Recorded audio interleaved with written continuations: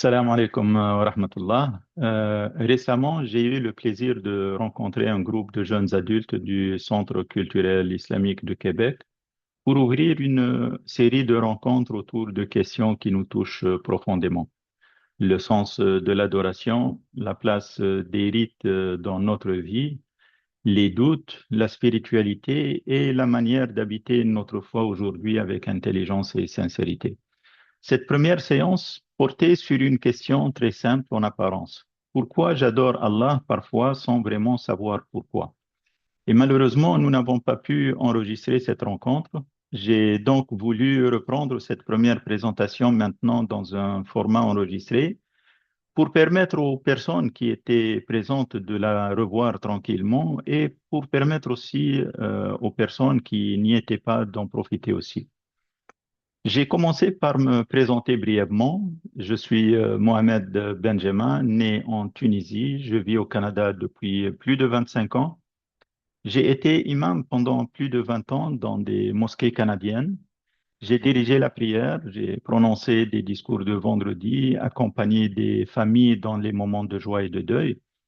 J'ai été également médiateur dans des conflits et personne ressource pour des jeunes en quête de sens et pour des convertis qui découvraient l'islam, ceux qui posent les questions les plus difficiles parce qu'ils n'ont pas hérité et doivent tout choisir par eux-mêmes. Parallèlement, j'ai construit une carrière professionnelle de plus de 30 ans dans les technologies de l'information. À l'Université d'Ottawa pendant 17 ans, ensuite chez Industriel Alliance, ensuite l'ARTM, l'Autorité régionale de transport métropolitain de Montréal, et actuellement et depuis près de 3 ans et demi comme analyste d'affaires consultant aux aéroports de Montréal. 30 ans à concevoir des systèmes informatiques, à mesurer des performances, à évaluer ce qui fonctionne et ce qui ne fonctionne pas. Et ces deux parcours parallèles m'ont enseigné quelque chose de précieux. Dans l'un de mes livres, je l'exprime ainsi. Entre les discours de vendredi et la programmation informatique, j'ai appris une leçon que les deux mondes partagent. En fait, ce qui compte, ce n'est pas la beauté de la formule, mais plutôt ce qu'elle produit dans la vie réelle. Pourquoi? Parce que un discours magnifique de vendredi qui ne change rien dans le comportement des fidèles est un beau programme informatique, mais qui ne compile pas. Une prière parfaite dans ses gestes, mais qui ne laisse aucune trace dans le cœur, est un code informatique qui passe tous les tests, mais qui ne sert à rien. Parlant de mes publications, je suis auteur de plusieurs livres en arabe et en français, dont les deux livres qui seront publiés en 2026, Inch'Allah, et qui servent de base à cette série. Le premier livre est intitulé Philosophie des rites islamiques entre raison et expérience spirituelle. Ce livre est déjà publié en arabe, Wijhatul Qalb, فلسفة الشعائر الإسلامية بين التفكر والتذوق. Il a été publié l'année dernière en Tunisie. Et le deuxième est exclusivement en français, Prier malgré tout, les rites à l'épreuve du réel. Et ce deuxième livre est en cours de révision et c'est un livre qui raconte plusieurs histoires et événements que nous avons vécus au CCIQ à Québec et au Québec.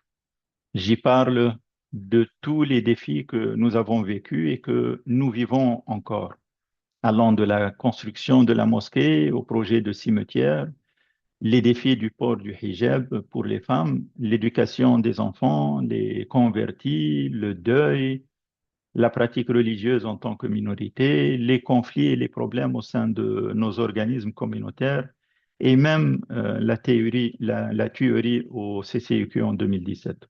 Bref, c'est un livre qui vous touche réellement, qui touche probablement vos parents résidant au Québec, vos familles, vos amis, et j'espère le publier avant la fin de l'année.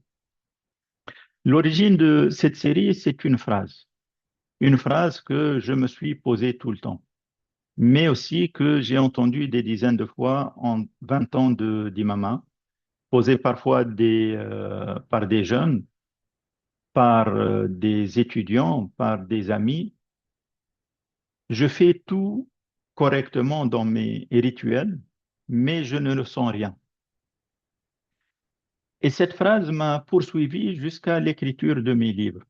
Et elle est devenue le fil conducteur de cette série. Il y a eu un matin en 2007-2008 où j'ai moi-même posé mon front sur le sol dans la prière de Fajr et rien ne se passait. Mes gestes étaient corrects, j'ai fait mes ablutions, prononcé les formules, respecté les postures, mais en me relevant, j'ai senti que je m'étais prosterné avec mon corps, mais mon cœur était resté ailleurs. La prière était valide, mais elle était vide. Et la question est venue, simple mais frappante.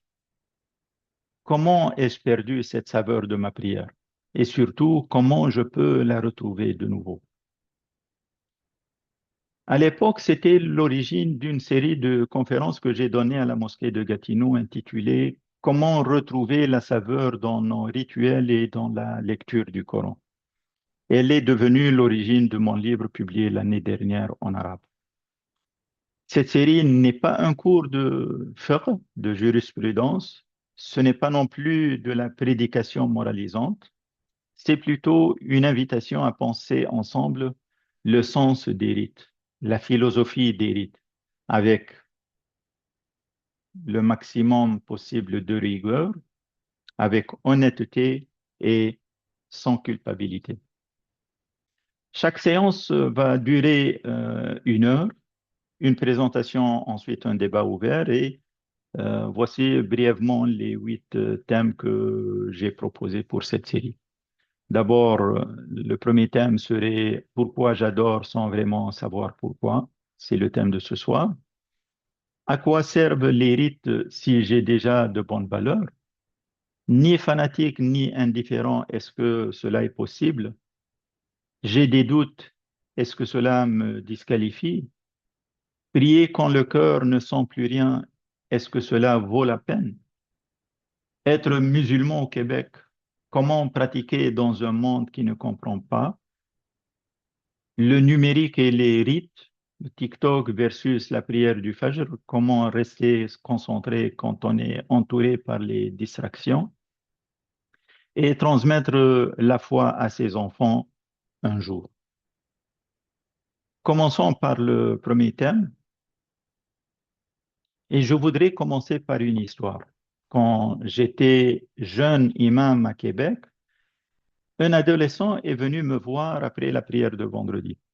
Il avait 15 ans ou 16 ans, les yeux vifs, le ton direct, et il m'a dit, je prie parce que mes parents me l'ont appris, mais je ne sais pas pourquoi je prie. Et quand je me prosterne, je ne ressens rien. Est-ce que Dieu a vraiment besoin que je pose mon front par terre 5 fois par jour? La question était brutale, mais à la fois juste. Elle méritait mieux que une réponse habituelle. Tu pries parce que Dieu l'a ordonné. Cette réponse, elle est exacte, mais elle est incomplète aussi. Elle répond au quoi sans répondre au pourquoi. Et cet adolescent ne demandait pas quoi faire. Il le faisait déjà. Il demandait pourquoi est-ce que je fais cela? Qu'est-ce que cela produit en moi? J'ai repensé à cette conversation des dizaines de fois depuis. Elle m'a poursuivi parce qu'elle posait, avec l'honnêteté de l'adolescence, la question philosophique fondamentale de l'adoration. Non pas comment adorer, mais pourquoi adorer. Cette question, je l'ai entendue des dizaines de fois depuis. Et je vais vous proposer ce soir, non pas une réponse définitive, mais des pistes de réflexion. Cette recherche m'a pris des années de questionnement, de lecture et de pratique. Mais avant d'aller loin, ça veut dire quoi un rite? Et pourquoi les religions sont pleines de rites et de symboles? Un rite, c'est un geste ou un acte codifié répétées dans un cadre sacré qui donne une forme visible à une réalité intérieure, qu'elle soit une foi ou un sentiment de gratitude ou un sentiment, un désir de repentir ou une présence à Dieu. Donc c'est un geste ou un acte codifié, répété dans un cadre sacré qui donne une forme visible à une réalité intérieure, qu'elle soit une foi ou un sentiment de gratitude ou un désir de repentir ou une présence à Dieu. Et la religion est pleine de rites et de symboles. Pourquoi? Parce que l'être humain ne vit pas seulement par les idées. Il a besoin du corps, du temps, de l'espace et des signes pour se souvenir, pour s'orienter et pour transformer ce qu'il croit en manière de vivre. Ce que je propose maintenant est quelque chose qui m'a personnellement aidé à sortir de la pratique rituelle routinière. L'idée consiste à relier chaque rite à une question humaine que probablement vous vous posez déjà, même si vous ne l'avez jamais formulée ainsi. Personnellement, je l'ai découvert non pas dans un livre de fiqh, de jurisprudence, mais en me posant une question simple. À quel besoin humain chaque rite répond-il? À quel besoin humain chaque rite répond-il? Et l'origine de cette question était un verset que je considère central dans le Coran. Dans le chapitre Al-Hajj, version 32, ذلك ومن يعظم شعائر الله فإنها من تقوى القلوب. Quiconque vénère les rites sacrés de Dieu, c'est que cela procède de la piété des cœurs. Le mot-clé ici est vénération. En arabe, ta'zim. Le verset ne dit pas quiconque exécute les rites, mais quiconque les vénère. Et la différence est, à mon avis, immense. Pourquoi? Parce que on peut exécuter un rite machinalement, mais on ne peut le vénérer qu'en étant présent, qu'en étant conscient de ce qu'on fait et de pourquoi on le fait. Et la preuve vient quelques versets plus loin dans le même chapitre, à propos du sacrifice rituel de l'agneau au Eid al-Adha. Dans le verset 37 du chapitre Al-Hajj, on dit لن ينال الله لحومها ولا دماؤها ولكن يناله التقوى منكم. Ni leur chair ni leur sang n'atteignent Dieu, mais c'est votre piété qui l'atteint. La chair et le sang, c'est la matière du rite, son enveloppe visible, tandis que la piété, c'est l'âme du rite. Par conséquent, un sacrifice sans piété est simplement de la viande. Même chose, une prière sans présence est purement de la gymnastique. Un jeûne sans conscience est un régime alimentaire. Et pour comprendre le pourquoi de chaque rite et pour répondre à cette question, à quel besoin humain chaque rite répond-il, j'ai proposé dans le livre les questions suivantes. La prière répond à la question comment trouver le calme dans le chaos. Le jeûne, siyam, répond à la question suis-je maître de mes désirs ou ce sont les désirs qui sont maîtres de moi? La zakat, l'aumône, répond à la question l'argent, la richesse me sert ou est-ce que c'est moi qui les sers? Le hajj répond à la question qui suis-je au-delà de mes titres et de mon statut social? Et le dhikr répond à la question comment apaiser mon bruit intérieur? Je pense que si on garde toujours ces questions en tête, ça va vous aider, ça va nous aider énormément à garder un niveau satisfaisant de présence et de concentration dans l'exercice des rites. Ça va nous aider aussi à savourer la pratique des rites et en gagner le fruit. Et dans la tradition prophétique, il y a un hadith qui résonnait dans ma tête durant toute ma vie. On rapporte que le prophète disait souvent à Bilal, le muezzin, responsable de l'appel aux prières, Arihna biha ya Bilal. Ô Bilal, annonce la prière, apaise-nous par elle. Il ne dit pas rappelle-nous notre obligation. Il ne dit pas fais-nous accomplir notre devoir. Il dit apaise-nous. Comme si la prière n'était pas un fardeau à porter, mais un repos à trouver. Si la prunelle des yeux du prophète était dans la prière, وَجُعِلَتْ قُرَّةُ عَيْنِي فِي الصَّلَاةِ, si la prunelle des yeux du prophète était dans la prière, alors ce repos devrait exister réellement. Il ne s'agit pas de l'inventer, il s'agit d'apprendre à le retrouver. Donc, si la prière est décrite comme un apaisement dans ce hadith, la première question devient, de quoi vient-elle nous apaiser? Et la réponse pour moi, elle est claire. Elle vient répondre au chaos intérieur. Donc, la prière a pour objectif de répondre à la question, comment trouver le calme dans le chaos? Nous, les humains, nous vivons constamment dans le bruit.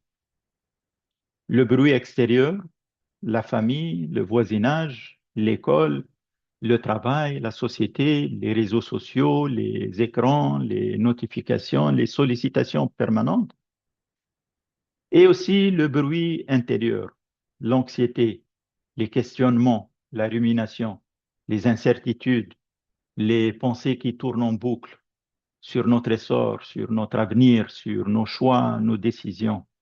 Bref, au milieu de ce chaos, la prière constitue une interruption. 5 fois par jour, elle dit, arrête-toi, quitte ce que tu fais, tiens-toi debout, rappelle-toi devant qui tu te trouves. Pensez à un navigateur en mer. Ce navigateur ne calibre pas son cap une seule fois au départ. Il le fait tout le temps. Il fait tout le temps et régulièrement des corrections. Pourquoi? Parce que les vagues dérivent sans cesse. Et il ne s'ennuie pas de répéter. Parce qu'il sait que le recalibrage est nécessaire pour faire face aux situations différentes. La prière est un outil de recalibrage. Pour moi, la prière de Fajr est comme un recalibrage du début de la journée. Celle de midi, Dhuhr, recalibre en mi-journée, en interrompant le rythme du travail et de l'école. Celle de l'après-midi, l'Asr, rappelle le déclin du jour. Celle du coucher du soleil, le Maghrib, marque notre passage du jour au soir. Et celle de la nuit apaise et marque la clôture. C'est le message clé que je vous propose. La prière est l'outil de recalibrage quotidien pour le croyant. Dans mon livre L'orientation du cœur, philosophie des rites islamiques, j'ai dédié tout un chapitre pour expliquer comment la prière sert à recalibrer et à établir la présence entre le corps, l'espace et le temps. Je cite ici les idées clés telles que présentées dans les sections du chapitre. Le takbir est la station debout qui symbolise l'entrée dans un autre temps. La récitation du Coran est un dialogue, pas un monologue. L'inclinaison et la prosternation font référence au corps qui enseigne au cœur. La direction vers la Kaaba symbolise le tawhid inscrit dans l'espace. Les 5 horaires servent à créer un rythme de vie. Le recueillement permet d'être là vraiment. Et les dispenses montrent une forme de miséricorde et de réalisme inscrite dans la loi et dans l'obligation. Le deuxième rite est le jeûne, as-siyam, qui répond à la question de la volonté. Personnellement, je me suis souvent posé la question suivante. Suis-je maître de mes désirs ou au contraire, ce sont mes désirs qui me guident? Je dis dans mon livre, nous vivons dans une civilisation du désir instantané. Je veux, j'obtiens. J'ai faim, je mange. Je m'ennuie, je consomme. Je suis triste, j'achète. Nous pensons être libres parce que nous pouvons choisir entre 20 marques de céréales. Mais nous ne sommes pas libres de ne pas manger quand nous avons faim. Souvent, c'est le désir qui commande et nous obéissons. Le jeûne asiyam inverse ce mécanisme. Pendant un mois entier, tu dis non à ce que ton corps réclame le plus naturellement. Non pas parce que ces choses sont mauvaises, le Coran ne méprise pas le corps, mais pour éprouver ta capacité à leur résister, pour découvrir que le désir n'est pas un maître, le désir c'est plutôt un invité. Tu peux le recevoir, mais tu peux aussi lui demander d'attendre. Pensez aux muscles qui se renforcent par l'exercice régulier, par l'exercice répétitif. Ils s'atrophient par le confort permanent, par l'inaction. Le ramadan, c'est l'entraînement annuel intensif. Dans le chapitre dédié aux jeunes, j'ai abordé les points suivants. L'abstention comme acte de liberté par le refus. La faim éveille la conscience et le corps peut enseigner le cœur.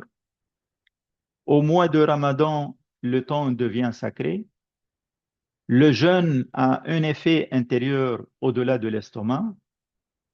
Les dispenses symbolisent la miséricorde qui allège la loi. Et le jeûne surérogatoire est une transformation de l'obligation en un désir. Le troisième rite est l'aumône, az-zakat. L'argent, la richesse, a un pouvoir étrange sur nous. Plus on en a, plus on en veut. Et plus on a peur de le perdre. Dans le hadith du prophète, sallallahu alayhi wa sallam, لو كان لابن آدم واديان من ذهب لابتغى ثالثا لهما. Si le fils d'Adam possédait deux vallées d'or, il en chercherait une troisième. En islam, la zakat, 2,5% par année, selon l'école sunnite et 20% selon l'école chiite, ce n'est pas de la charité, c'est plutôt un acte structurel de justice.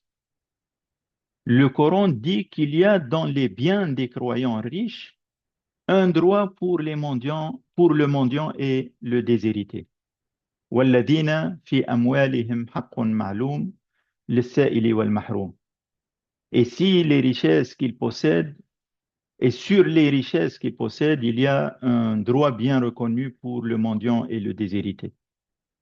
Le pauvre ne reçoit pas un cadeau, ne reçoit pas une faveur. Il reçoit un droit qui lui revient. Et pour celui qui la paye, qui paye la zakat empêche l'argent de devenir une idole, un centre de gravité qui insidieusement remplace Dieu. Dans le chapitre dédié à la zakat, j'ai abordé les points suivants. De la possession à l'intendance, qui possède quoi? La zakat est un droit pour les nécessiteux, pas une faveur. Pourquoi la zakat est fixée à 2,5% selon l'école sunnite ou 20% selon l'école chiite? Les 8 catégories de personnes qui perçoivent la zakat, une cartographie du besoin humain, l'utilité des dons dans les relations humaines, la zakat comme un moyen pour bâtir les réseaux de miséricorde entre l'individu et la société, et enfin le don au-delà de l'argent, la sadaqa volontaire et le don de soi, dans lequel je traite les sujets du bénévolat et du don des organes. Le quatrième rite est le pèlerinage, qui commence par un geste radical. Tu retires tes vêtements habituels et tu enfiles deux pièces de tissu blanc, identiques à celles de millions d'autres pèlerins autour de toi. Plus de costumes, trois pièces. Plus de marques, plus de grades. Le PDG et le balayeur portent le même habit. C'est un dépouillement volontaire, une remise à zéro de l'identité sociale. Tu entres au pèlerinage avec tout ce que la vie a accumulé sur toi. Tes réussites, tes échecs, tes masques, tes rôles. Et le pèlerinage te demande de poser tout cela à l'entrée, comme on retire ses chaussures avant d'entrer dans une mosquée, sauf qu'ici, c'est ton identité sociale que tu retires. La question que le pèlerinage pose à chacun, qui es-tu au-delà de ton nom, au-delà de tes diplômes, de ton compte en banque? C'est une question qui demande à chaque pèlerin de se redéfinir par rapport à ceux qui sont autour de lui et qui lui demande aussi de se faire son auto-évaluation, son propre bilan de vie. Dans ce chapitre, j'ai abordé les sujets suivants. Le départ en voyage est un acte de détachement pour renaître de nouveau. Les rites du Hajj représentent un parcours de symboles vivants. Le pèlerinage est également une mémoire des prophètes à travers les siècles. Comment voir l'unité humaine de ses propres yeux? Le Hajj comme acte exceptionnel qui n'est accompli qu'une seule fois dans la vie. Et enfin, le test du retour après le Hajj. Le cinquième et dernier rite que j'ai abordé est celui du dhikr, le rappel. Nous avons tous un monologue intérieur, cette voix dans la tête qui commente, qui juge, qui s'inquiète, qui anticipe, qui regrette. Les psychologues l'appellent le discours intérieur. Le discours intérieur. Le dhikr n'efface pas ce monologue, il le reprogramme. Au lieu de «je n'y arriverai pas», cette voix nous dit «Dieu me suffit». Quel excellent protecteur. Hasbi Allah wa ni'mal wakil. Au lieu de «Pourquoi cela m'arrive-t-il?» cette voix nous dit «Nous sommes à Dieu et c'est à lui que nous retournons». Inna lillahi wa inna ilayhi raji'un. Au lieu de la rumination anxieuse, elle nous dit gloire à Dieu, louange à Dieu. Dieu est le plus grand. Subhanallah, walhamdulillah, wallahu akbar. Et ce n'est pas de la pensée positive au sens superficiel. C'est plutôt un recadrage existentiel, c'est-à-dire replacer Dieu au centre de notre pensée pour que l'anxiété ne prenne pas toute la place. Maintenant, pour résumer, ces cinq rites ne sont pas cinq devoirs séparés qu'on coche sur une liste. Ils forment plutôt un système intégré. La prière structure le temps, le jeûne forge la volonté, l'aumône ordonne la richesse, le pèlerinage renouvelle l'identité, le rappel assaigne la pensée, et ensemble, ces cinq rites construisent un être humain.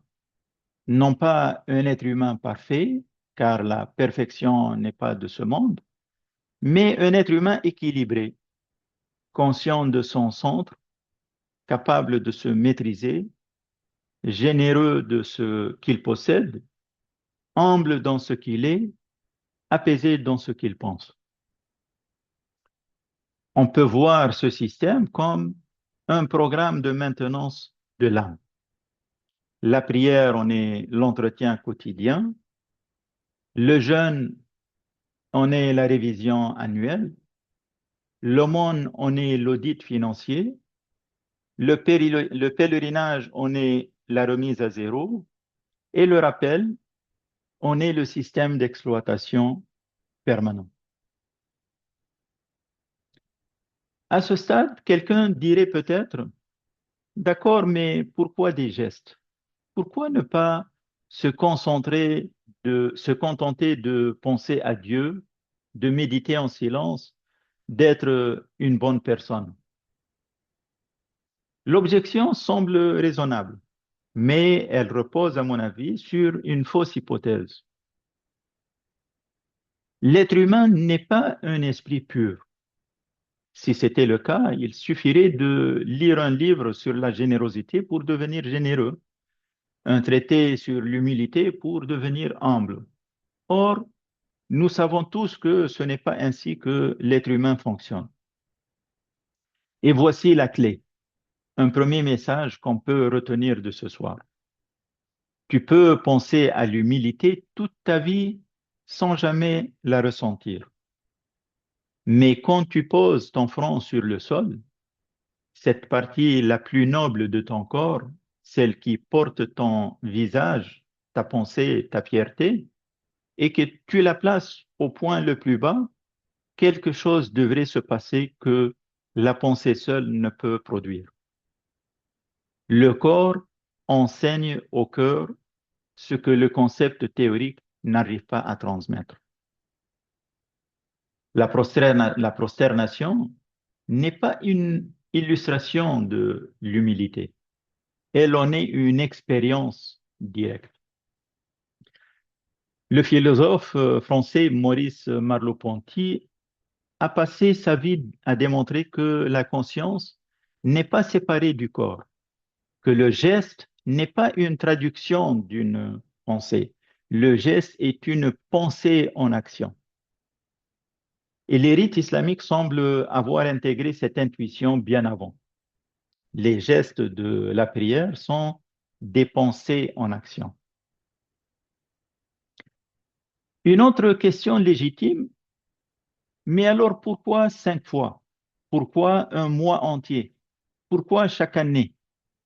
Pourquoi pas une seule grande expérience spirituelle qui changerait tout d'un coup? Et la réponse tient en un mot. L'être humain oublie. C'est sa nature. Le Coran l'appelle insan, un mot dont la racine arabe évoque l'oubli, nisyan. Pourquoi? Parce que nous oublions nos résolutions, nous oublions nos engagements, nous oublions nos plans, nous oublions nos moments de grâce. Nous vivons un moment d'éveil profond, un pèlerinage bouleversant, une expérience spirituelle forte, un ramadan transformateur, et 2 semaines après, nous sommes retombés dans les mêmes routines. L'oubli est une condition humaine. L'oubli est notre condition. La répétition, elle, elle est la réponse à l'oubli. Mais toute répétition n'est pas certainement bénéfique. Une répétition mécanique engendre l'ennui, l'engourdissement. Elle devient une prison circulaire. On a l'impression de tourner en rond. Tandis qu'une répétition consciente, avec le khushu', ça veut dire un approfondissement ou une élévation vers le haut. On ne tourne plus en rond, mais plutôt en spirale ascendante, comme si on revient au même point, mais avec un étage plus haut.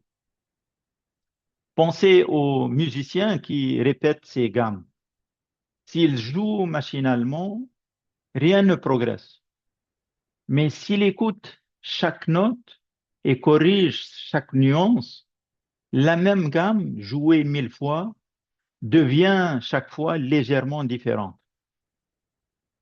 C'est ce que les psychologues appellent la pratique délibérée. Et les joueurs de soccer, de basketball, de hockey ou n'importe quel autre sport le savent très bien. Donc, ce que je propose de retenir ici est l'idée suivante. Tu ne devrais jamais être la même personne d'une prière à une autre. Tu ne devrais jamais être la même personne d'une prière à l'autre. La répétition n'est monotone que pour celui qui est absent. Quant à celui qui est présent, chaque prière est une première. Chaque prière est une élévation vers un niveau plus haut d'expertise, de compétence dans la vie. C'est le deuxième message clé de cette séance. Une troisième et dernière question qui peut se poser, et parfois c'est une question qui fâche, pourquoi l'obligation? Si les rites sont si bénéfiques, pourquoi ne pas les laisser libres? Si Dieu nous a créés libres, pourquoi il nous oblige? Et la réponse est, à mon avis, simple et réaliste. Parce que nous ne le ferions pas. Nous savons que l'exercice est bon pour la santé. Combien on fait régulièrement? Nous savons que dormir 8 heures est nécessaire. Combien se couchent à l'heure? La connaissance du bien ne suffit pas à produire le bien. La connaissance du bien ne suffit pas à produire le bien. L'obligation, donc, ce n'est pas une prison, mais plutôt le cadre qui rend la pratique possible, surtout les jours où l'envie ou l'énergie n'y est pas. De même que l'entraîneur sportif ne demande pas à l'athlète s'il a envie de s'entraîner ce matin, il lui fixe plutôt l'heure, le programme et la durée. Et c'est dans cette régularité imposée que la performance du joueur, de l'athlète, se construit. Par la suite, on peut se demander aussi, et la miséricorde, elle est où lorsque on est obligé?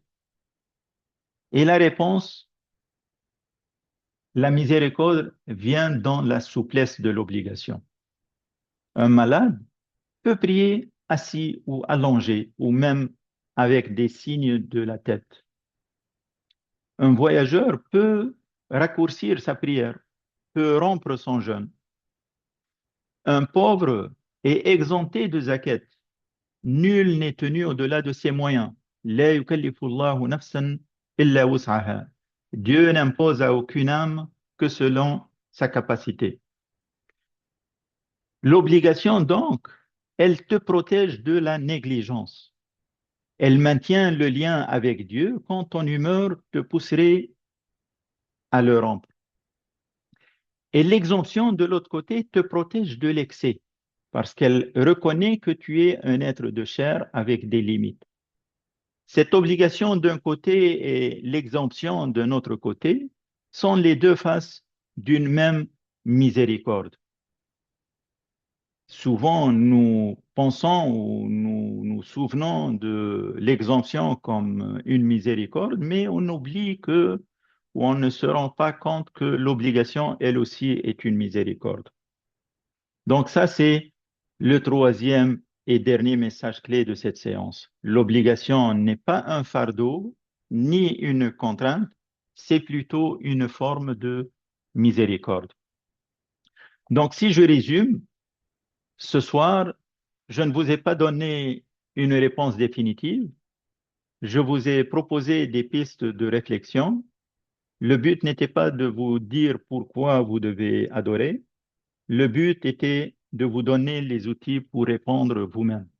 Chacun à sa manière, chacun à son rythme, chacun avec sa vérité intérieure. Merci beaucoup.